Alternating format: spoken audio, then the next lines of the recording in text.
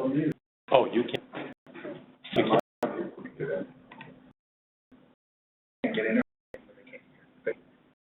They can't.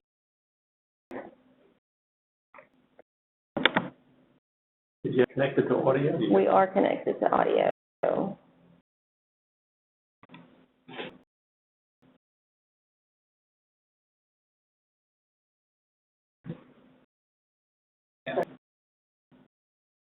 But some make do with what we got. Yeah. Stay here locally. So let's have a discussion, and we'll have our colleagues from Blue Cross engage as well. So we'll go from there.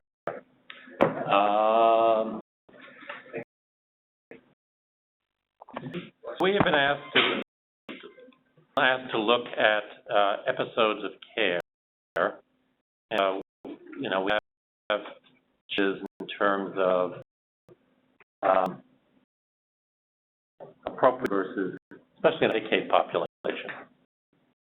A little bit different kind of population, but we're having to come up with an episode, so we are.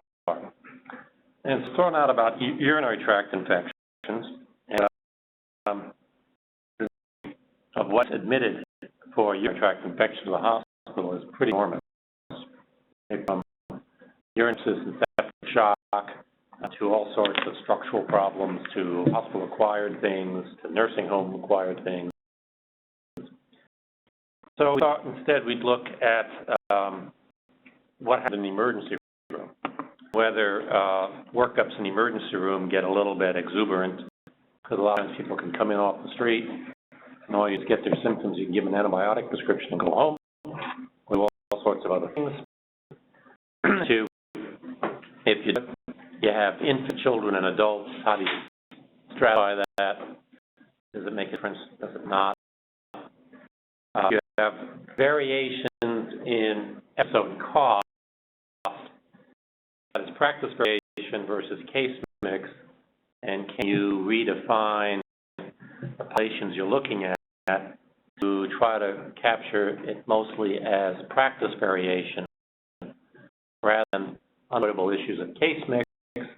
So that would by itself require some identification of potentially cases to eliminate or to risk adjust, or for cases that you can't risk adjust and therefore you'd probably want to eliminate. This is follow-up care, and so what happens in that period? Are there recurrences, are there relapses, or was there adequate treatment? I will ask you all for questions going on. So you have the ER, which the ER is a focus, and into again, the will have lots of volume, but may have reductions in, but I will have more focused costs. But the diversity of the ER of the admissions might be such that it would be hard to design a viable episode. Or you'd end up with so many exclusions or risk adjustments it wouldn't be meaningful. What's coming in with the addition, say routine ambulatory adults, people with paralysis, people with catheters, people discharged from the hospital, people with atomic defects, especially kids, getting the issue about the presentations in kids with black flux symptoms. So, and what do you do with that? Who do you want to take as the accountable provider? Is it physician? Is it facility? If the hospital has a contract with an ER group, you make hospitals, you make it the ER group rather than the individual doc. What do you observation admissions? Those kinds of questions. So that's kind of the big picture of where you want to go. If you go further in, we have issues of bladder infections versus urethritis. Urethritis in because it does present it essentially instead of the UTI, it's just you don't end up with a big vulture. Is it call? Boys. I did. I sent a message to everyone telling Anybody on the call that can respond? them we resolved our problem. Yes. Who's on the call? Jackie? Hey, Jackie from General Dynamics. Oh, great. Anybody else on it? Fritz, General Dynamics is here too. We don't have Dr. Mays or Dr. Scobb, do we? Okay. So, and then you get into the issues of pyelonephritis, which can be ambulatory, can be chronic. And then the whole issue of what's a primary versus secondary diagnosis. Are there symptoms? That primary slot, but the secondary slot, it has the UTI diagnosis, capture things or not. We have some data in here that you can look at.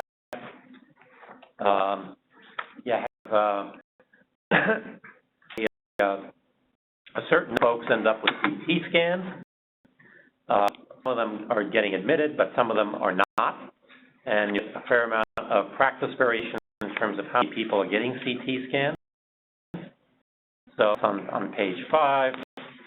On page 6, you have an issue about follow-up visits or revisits to the emergency room, and somewhat a fair amount of practice variation. I don't know if that reflects case mix or just reflects inadequate therapy. We on page 8, some of the core diagnoses, and you see that there are several thousand urinary tract infections specified in the emergency room, a fair number with dysuria, numbers with pyelonephritis, but you see kind of the distribution of what's being coded. Page 9 gives you kind of a look at primary and secondary diagnoses. So about about 500 cases, 450 cases had a primary diagnosis symptom such as hematuria or fever, with a secondary diagnosis of UTI, with about $200,000 in spend. Not a component, but we always look at it. Page 10 shows you some of the practice variation, and this is stratified by emergency rooms, or emergency groups, look at cost per episode, and again, this would include observation stays, but not admissions. Again, look at different costs per case. For some cases, could be, ma'am, yes, sir, you have a urinary tract infection, particularly a woman, maybe a dipstick, and a prescription for an antibiotic. There's all sorts of other workups. So then we have the issue of what do you do with kids under the age of 2, and do you include them, do you not include them? A separate episode, are they not a separate episode? Do they have separate kind of workups? Do you separate the older children from adults? Again, do they have separate risks, kind of presentation, separate demands for evaluation? So those are the kinds of things we wanted to talk about with you in terms of, if you do this, do we do it as one episode with some exclusions like infants and children and toddlers? You do 2 episodes, children and adults, or make that 1 episode. What cases would you eliminate? What kind of workups do you expect to be present versus not present in the emergency room? We have Matt Jager from Children's involved. He couldn't make it today, so I'll have a separate phone call with Matt to see what his impressions are about working at Children's ER. So, Alice, you're a pediatrician and an internist, so you can multiple hats, and if you want to debate yourself, we want to do that. Oh, yeah, and of course, Matt has specific expertise, but when you get kids under 2 to 24 months are covered by the A line that anybody with a febrile UTI gets imaging really after about a week after presentation. So we included in the UTI episode if they were diagnosed in the ER. They're going to get a renal ultrasound, almost all of them who are febrile. Kids in 2 months are getting. Sorry, you said 2 years of age or 2 months? So 2 months, 2 years of age, febrile UTI, gets an ultrasound. Now, before we go, let me ask you that, because that could be a quality metric we could look at. In Arkansas, how hard is that to do? Are renal ultrasounds for readily acceptable, or is that often ignored? I don't have that outside of the children's hospital. I'm kind of practice both with children, but I think it's easy to do there. I don't know about outlying. So what? Okay. But a double AP says get an ultrasound. I'm looking for ultrasound of the bladder, ultrasound of the kidney. Ultrasound of the kidneys and bladder. That's where you look for reflux. Okay, the reflux. Because the voidus or urethrogram has essentially gone by the wayside. Okay. The ultrasound versus the cystourethrogram, think any difference? Probably, but I'm not sure. Okay. Cystourethrogram because of the radiation and the contrast? And it doesn't change up. Okay. And ultrasound is positive. What do you do in terms of changing therapy? Do you do much? On suppression? The immunosuppression of that still. Wow. So people infection or something, or multiple infections? Yeah, or consider at that point, you do such a urethrogram to try and assess the amount of reflux that the kid has. The ultrasound, follow up with the for other. renal abnormalities, and then if there's any. Okay. So that'd be for 2, okay, under 2 months. So let's get to that one. So under 2 months, everybody under 30 days is for sure getting septic workup if they show up with fever.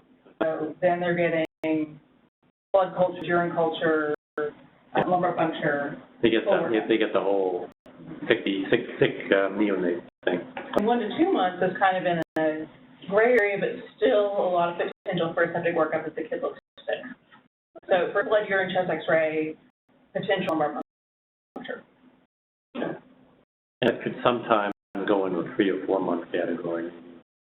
If the kid's sick, yeah. Or if the kid's delayed immunization.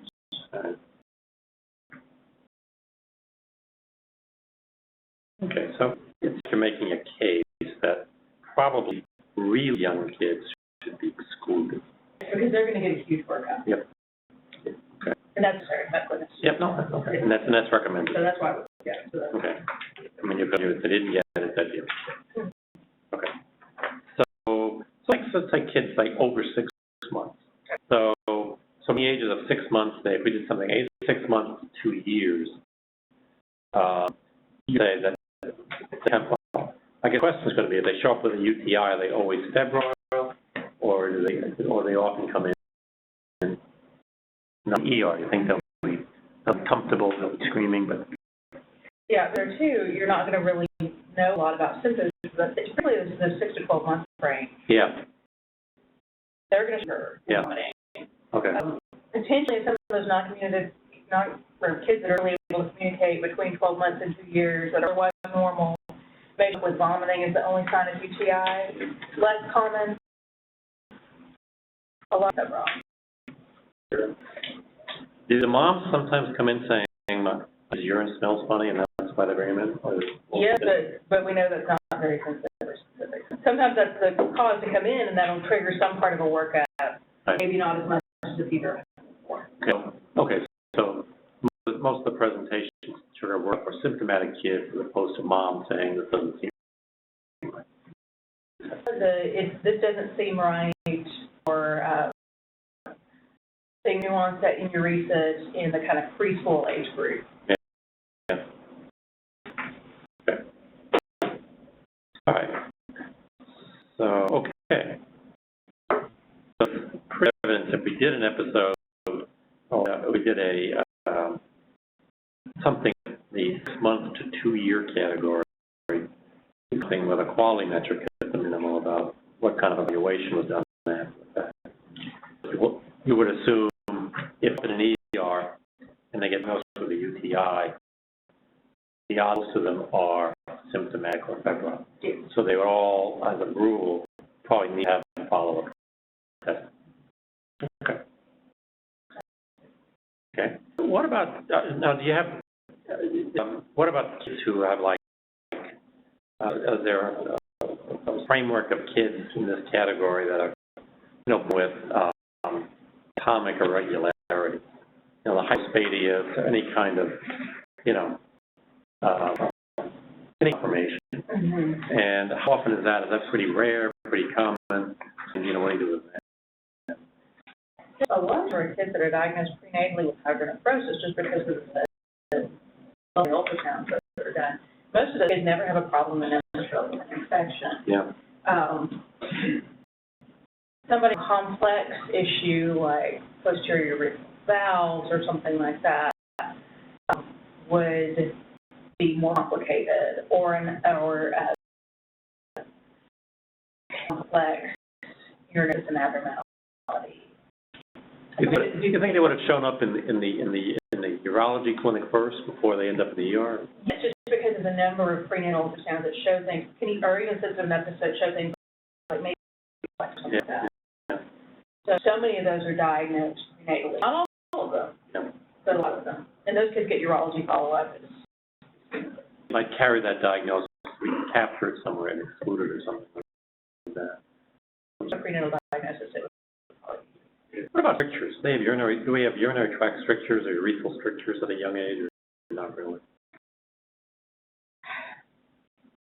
The biggest but problem stricture related to infection, unless we haven't heard of, they have a stricture related to an abnormality like a hypospadias. Yeah. Not real common. Yeah. How common a hypospadias is? Hypospadias is relatively common, but you can cause some problems. But they have to get their certified by urology rather than by general pediatrician. Yeah, but they're not showing up with urinary tract infections, and more necrotic function. Good. All right. Forward. You want from the Blue Cross perspective on that or anything? So there's a framework that's very helpful. We're going to end up giving you overtime pay, I think. It's going to be. We're making you talk. We'll get the flashlight on you. So at the age of 2, so younger kids 2 to I don't pick an age.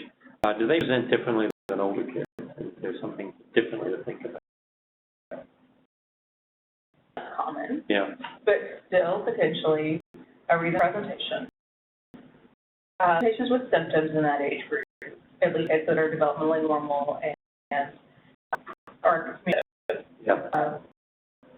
or because if the kid is suddenly wet at night when the kid wasn't wet before. So continence is a really common symptom.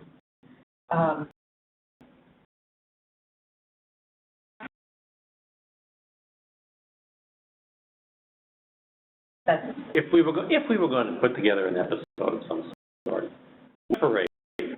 do a dividing line between after the age of 2 to somewhere else. Say this is a different kind of population, and say a 15-year-old or a 22-year-old. Well, if urethritis and things like, are you including urethritis related to STDs in this episode or not? It's excluded. That's a good question. I don't think I'd want to have gonococcal arthritis as part of this episode. Saprophyticus would be quite fair game. So I would think an STD probably somewhere else. Once you have other thoughts. No, you just mentioned urethritis, so that's why I brought that up. I'm thinking more low-grade staph stuff. Mm-hmm. Yeah. Because the spikes in kids with UTI are right around the time of flow training. Yeah. Then you see relatively few through the kind of school age years. It's in a set of kids that have recurrent UTI, constipation, and dysfunctional voiding. Yeah. Particularly girls that have chronic constipation that will be dysfunctional voiders and be diagnosed with recurrent UTI. Not a lot of UTIs in that 5 to 12 age group. numbers here we can show you this. Hold on, I've got that somewhere. I got it somewhere. Yeah, are kind of showing up. Would they be treated like anybody else? Question. Functional, yeah, except for antibiotic choice. Okay. Because you wouldn't necessarily use a quinolin as first line. You shouldn't be using quinolin as first line anyway. Yeah. Arthritis, but all those kids we're going to put on Bactrim or dexamethasone these days. Stuff like that. Oh, it's cheap. Favorite. But nothing exotic. I mean, No, nothing crazy. So, Page 19. hold on. So, yeah, okay, so page 19. So our breakdown is through to 11 here, so that's kind of midway through. Yeah. So, but there are as many of those as there are in teenagers, so, you know, I mean, it's cool. So,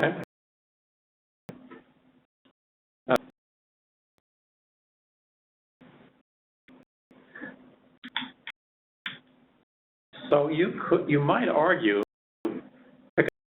that the cost associated with, is there any particular need for a work in a 5-year-old with a febrile UTI opposed to a 15-year-old or something? Not one febrile UTI. If it's multiple febrile UTIs, then yes, you consider imaging even in a 5-year-old. Okay, well, that'd be true for anybody, more or less, yeah. I mean, if you have a 12-year-old that has a current So gender doesn't matter. So boys essentially drop out after 12 months. Yeah. So circumcised boys are out of the picture almost immediately, and uncircumcised boys after 12 months.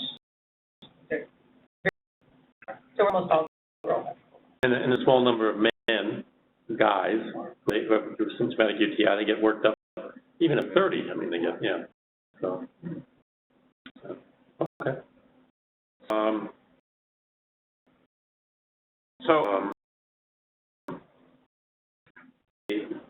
An 8-year-old shows up or a 9-year-old shows up, you know, they complain of feeding dysuria. Do you do much with that? I mean, besides, I mean, you might dip it. Do you do TBCs and cultures, or do you just kind of treat it? Well, they show up now. I don't much anymore, but if they show up in the GPC after-hours clinic, I'm just going to get a urine test. I'm going to treat them. Okay, so you do a real, I mean, you could do a real bare bones. Yeah, for the 2-year-old, I do the same thing. Yeah. Now, I might have to, depending on if the kid is toilet trained or not, I might have to cast the kid. Yeah. And more likely I have to cast an 18-month-old than a 2-year-old. Sure. But again, it's just dip, treat it positive. Yeah. We send a lot of these for cultures as we're in the healthcare setting, and I think if we have to urine, we send them for culture. Yeah. Which is noble. Yeah. Right. Yeah. Okay. That's fine. You could argue about that, but yeah, you wouldn't do anything else. Not with the federal history. And how common is pylo in these kids? I'm going to talk to you. Okay. Kids will have fever with UTI, kids will have vomiting, but they're treated for tract infection unless they don't respond, and then they may end up getting imaging. Just like them respond to treatment for pyelonephritis, and then they get a renal ultrasound a couple of days in, and they're still So rarely do kids get pyelonephritis and renal abscess. Almost all of us, we have complicated even febrile. So is there a general rule, and the bugs in kids are fairly sensitive, or is it like anything else, E. coli, the E. coli all over the place? In the outpatient setting at ACH in recent years has been fairly sensitive, except to amoxil, and that's, I think, it's nationwide. But even vaccines do more. That can work. There's kind of a bias among a lot of pediatricians against vaccines because rashes and things. Yeah. But probably the best agent that we have based on our ACH antibiogram right now is cephalosporin. We have a lot in military treatment for UTI. Okay. I've done it in some adults too if the susceptibility profile matches because it's more expensive. Okay. And have you seen much in treatment or bounce backs or anything like that? Not in mind for most kids, except a subset of the girls that have pelvic floor dysfunction and constipation and recurrent UTI. Yeah. By urology, essentially. Yeah. So if we see this that jumps out, and this is a number of CT scans going on. And, you know, and we're assuming these are people that didn't get admitted, but, you know. Do you see that? And the question is that kind of imaging, or is it certainty of the diagnosis, or I don't know if you're experiencing that. It's hard for us to kind of really get our hands around why. But again, I don't want to say nobody should get a CT scan. I wonder about that if you're reviewing the slides before this too. How are there so many CT scans? Because you get your urine back before you ever put somebody to imaging. Yeah, that may not be true in ER. Yeah. Well, and most of these are in adults and not in kids. I'd hate to think about why you would scan a kid for dysuria. That doesn't make any sense at all. I don't know if we have the age right now on scan, but we can get it, but so maybe they're looking. Maybe these are people that they're really looking. They're doing stone particle scans. A suspicion for renal stones, maybe. We know ultrasound is as good of a test for CT for renal stones, so I'm not sure why that would necessarily be the case. That's an availability issue. You're mystified like we are. Well, other than the fact that, you know, the residents joke, and anytime you walk in there, you already get a CT scan because it's one at the door. But sure. I'm not sure why. I'm going to jump around on you a little bit. So, what about kids with, you know, we have spina bifida, or they, or you know, or other kind of chronic kid illnesses. You know, we generally exclude people who are in chemotherapy. I mean, we don't put that, we kick them out of the unit. You know, sickle cell patients, fibrosis. I'm not. They have any kind of special standing in a urinary tract infection workup unless you have some other. I mean, I would say definitely kids with spina bifida and neurogenic bladder. Yeah. Anyone that has a neurogenic bladder that's relying on antibiotic calf, or has some sort of anatomic abnormality would probably be an exclusion. But not as other chronic illness kids, non-sickle cell or CF or. Very good. I'm just in theory with you, so. So far, that's been extremely helpful and much on target. You know, do you have any questions for Alan? Just listening and learning. Okay. Okay.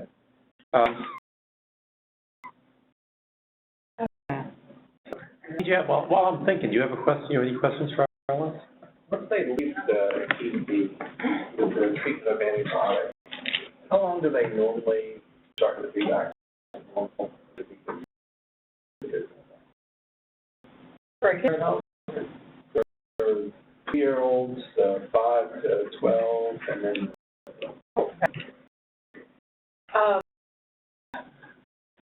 48 hours from urinary tract infections pretty responsive to antibiotics. Most people will feel better after the first dose of antibiotics. If they're certainly by the time they've been on antibiotics for 2 days, they should be themselves. Now, with pyelonephritis, may remain febrile even though they're responding to antibiotics for several days, because these young women will come in with a fever of 104, and they may be vomiting. These may be some of the obs evidence we're seeing. And then they may have fever for 3 or 4 days, even though their fever curve should be UTI.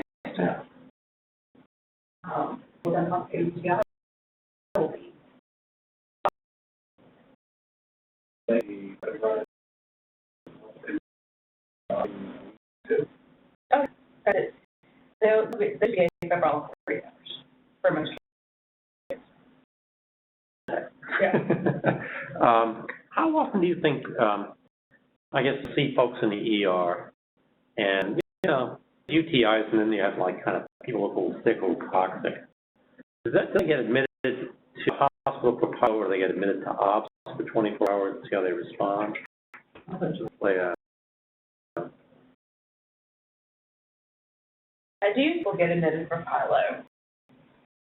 With new 2-midnight rule, a lot of those would be ops. And those would be ops anyway, because the women getting admitted for pylo are usually in their 20s, don't have any comorbidities, Right. and they're just being admitted because they keep using guns and IV for doses. Right. So people that, those are the old people, which probably something like delirium would be an exclusion for this anyway, because it's the UTI that causes mental status changes. Those people still get admitted, potentially even to OBS, but that's something that's much more complicated than just UTI. And we're not doing Medicare here anyway. Right, so worry about the over 65 population. Right. So, that's very many people under 65. So the dish for UTI would be either high low and you need some IV antibiotics, or you've got a UTI and for some reason it's making you crazy, or you've got a UTI and you're septic. Yeah, and I think that's it. And that's all. Okay.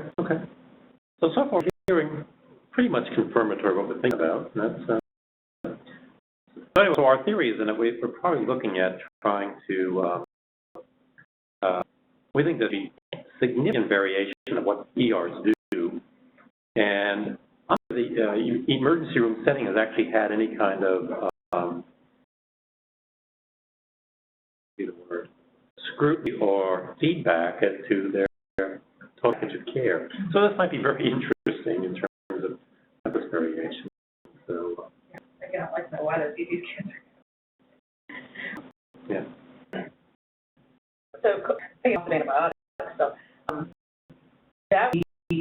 that could have a significant effect on the deficit cost as well. Just think about the antibiotics that are recommended for adults for UTI for first line. Well, Cipro is generic now, so that'd be expensive. They're generic, but say you really go with the IDSA guidelines, and you want to be back from methadone first. Yeah. Your patient's allergic to Bactrim. Methadone is what, $120? Yeah. That's significantly different. And that's not even. Or that used to be cheap, I guess. It used to be, but it's not anymore. So it's a generic. You consider Methadone, and then it's very expensive. Right. That's one of the first line antibiotics. I think that there's someone almost. Fosfomycin? Yeah, fosfomycin, yeah. Really expensive. Right. If you got, but then maybe multi-drug resistance should be, if someone has an extended spectrum beta-lactam resistance, but if they have a reason to have that, they're probably not an uncomplicated UTI patient walking into the ER. But so fosfomycin would be rare outside the context of someone who has recurrence. Sure. And yeah, this has to do with whether you're recurrent or not, and whether. Right. So, homelessness, does that make any kind of, do you have any perception of that be a problem? We have more sensitive UTI, right? It's a general thing. Making much of a difference in UTI patient, other than, they're more likely to go to the ER than to outpatient. So it's like they have a problem. Yeah. Being able to get antibiotics, if have a way to Or get choice, or drug, yeah. or flora, the flora that's involved. Flora. Yeah. Okay. Sorry, did you hear it? I think a couple of things over remaining low.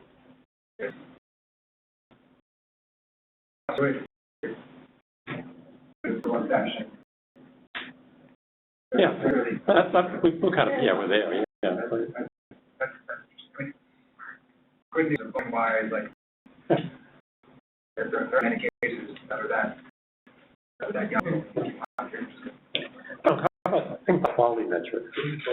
And CT scanning, I mean, follow-up ultrasound, that kind of thing. Anything, you think of anything, another thing, you overwork people up, that'll directly hit your total cost of care, so why do it twice?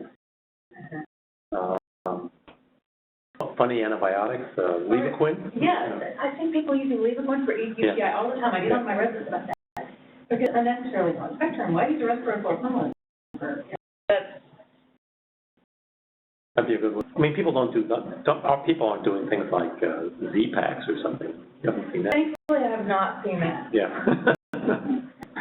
Usually the biggest antibiotic that I would not do would be I mean, that wouldn't even be good coverage, so.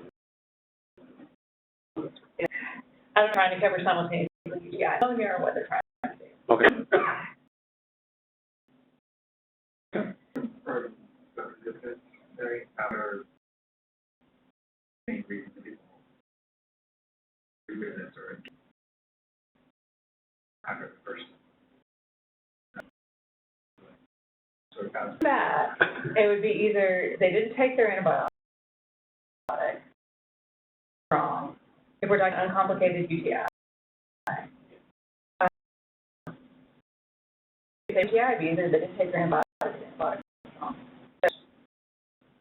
Really no fail there, unless you have pyelonephritis and had an abscess. Those have to be in the hospital anyway. But those few and far between too. I mean, those are kind of rare. Oh, yeah. Even the people that are get admitted to the hospital for pyelonephritis and have persistent fever and damages, still most of those are Recognized obstruction. Recognized obstruction. obstruction would come into when we really the population, because certainly people can develop UTI in their 50s. And coming in with a UTI to the ED, who's 55, and just get sent out with antibiotics, could still have retention if the underlying cause isn't treated, if they don't work enough for retention. Yeah, you might, some men might see diagnosed epididymitis that could bounce back, or misdiagnosed prostatitis that could be slow to respond. All right, the other category, yeah, and women would be misdiagnosed urethritis because particularly in younger women who are at risk, the chlamydia or gonorrhea don't look like UTI. Missed STD. Yeah, it's a TD in general. So that'd be, so you'd have a urinary tract episode, which adds cost because you misdiagnosed it. It really wasn't a UTI. That's an interesting debate when that comes around. Well, yeah, because then what do you want your teenagers who are sexually active to go ahead and get GC and chlamydia PCRs on their dirty urines in the ER? But that adds to costs, and then how many of them are actually going to end up with GC and chlamydia?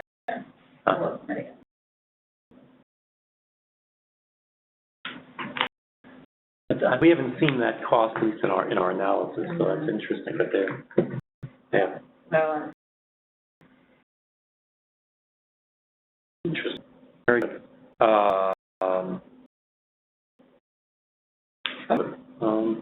Nurse Mackie, you on the call? I am. And you're not very good. Any questions you want to ask? Questions you want to ask Dr. Alexander? What was the situation with cystic fibrosis? I didn't quite catch that. She said it didn't matter.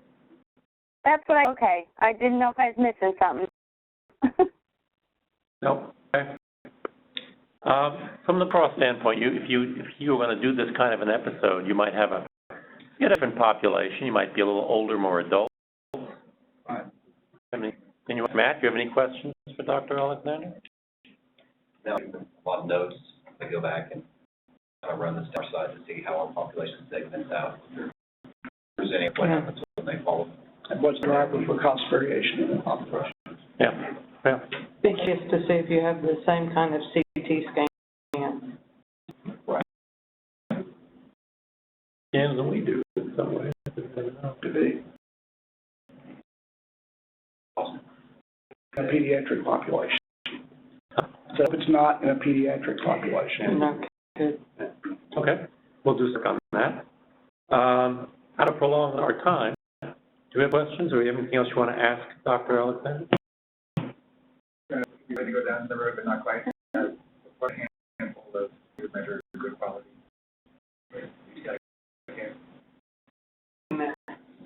Well,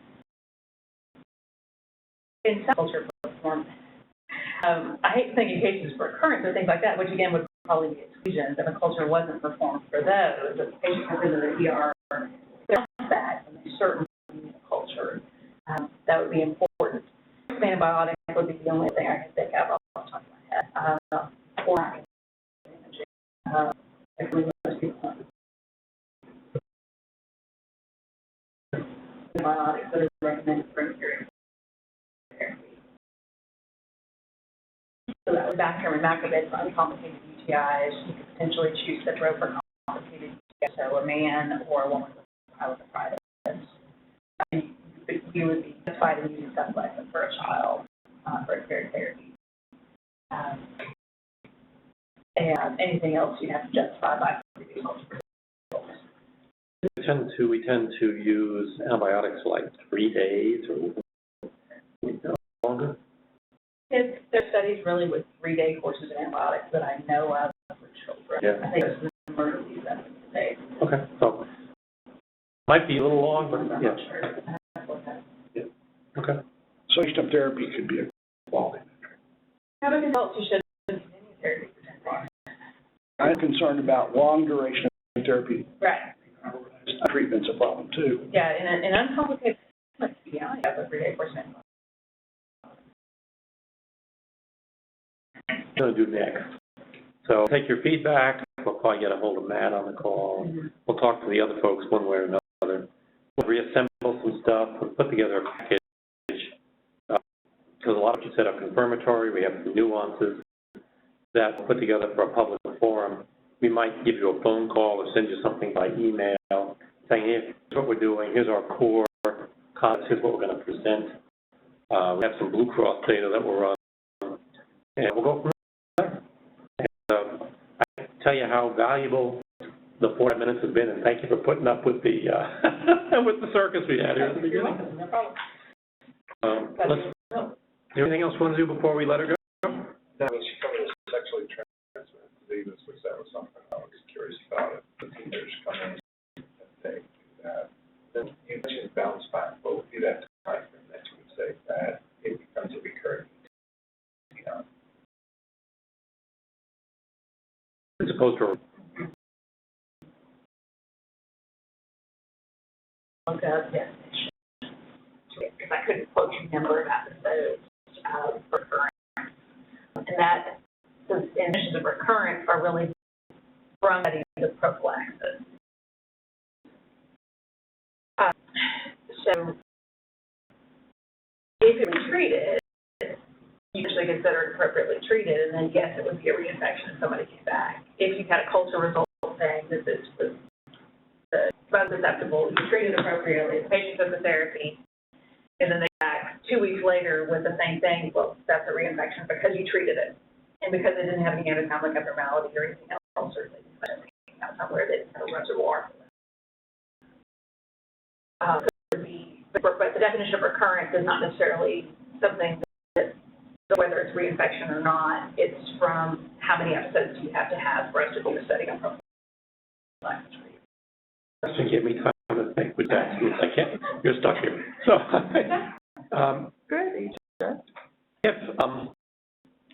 if we have to put some timelines in and some exclusions and inclusions, if we were going to say look at the emergency room with a UTI or a symptom, if we look backwards before they came to the ER, for that we would say this is some with persistent or recurrent disease that might be pulled out because they're different than, say, somebody with episodic UTI. How many UTIs should we, look for, or how close to the index event, other UTI events or workups? We look for antibiotics or suppression, but what we look for in the previous 6 months, that would say this is somebody who is already shown to be not a typical host. How would you look at that? Thinking back, and then again, I have to use more acceptable limited UTIs without further, without consideration for prophylaxis and normalcy sexually active women in her 20s and 50 year, I think. Don't quote me on that. Yeah. So if we're, I don't know that I can really put a good. What about kids? What about kids though? I'm more for kids? Yeah, for kids. Teenagers are kids, 12-year-old, 11-year-old.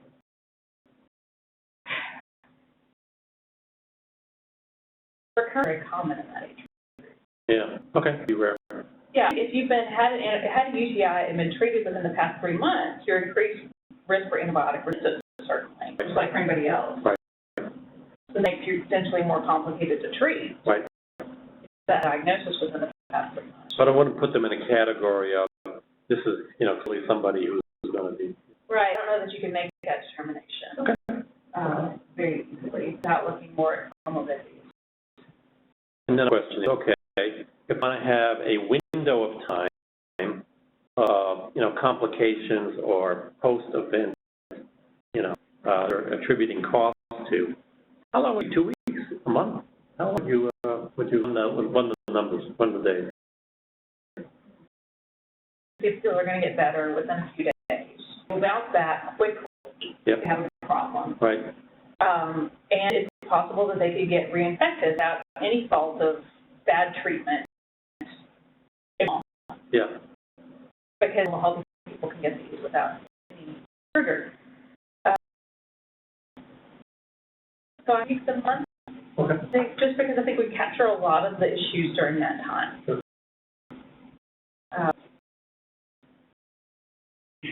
Let's just do that. Yeah. Back quickly. Well, if your antibiotic isn't working in a couple of days, come back. 48 hours.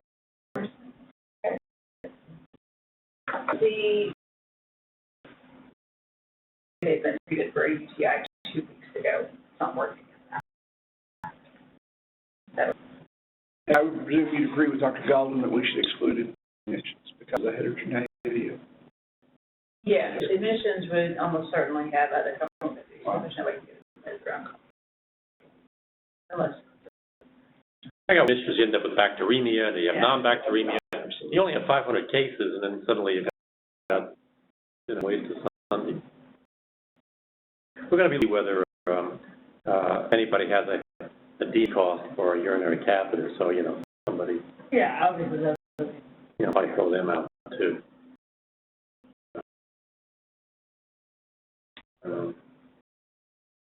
Anybody?